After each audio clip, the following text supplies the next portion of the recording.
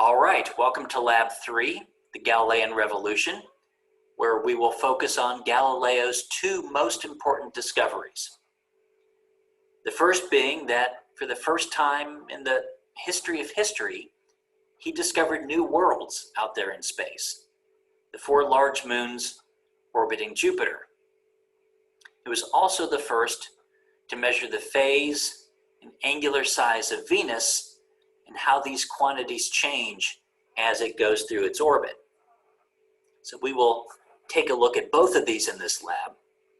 Now, for the past week or two, you've been monitoring a moon going around a gas giant using Skynet.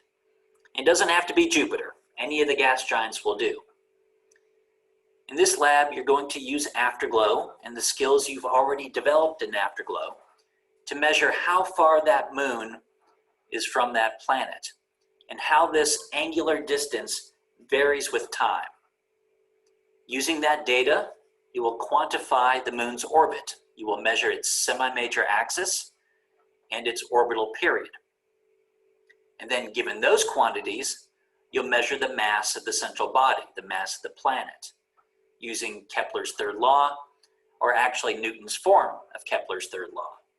How massive does that planet have to be to make it orbit that quickly at that distance? Now, in the second part of the lab, you'll use the image that you made of Venus from Lab 1, if you got it, as well as archival images of Venus that Skynet staff have taken for you through different parts of Venus's orbit. For each of these images, you're going to measure Venus's phase and its angular size, and you'll then use these measurements to determine if we live in a geocentric universe or a heliocentric universe. Okay, good luck.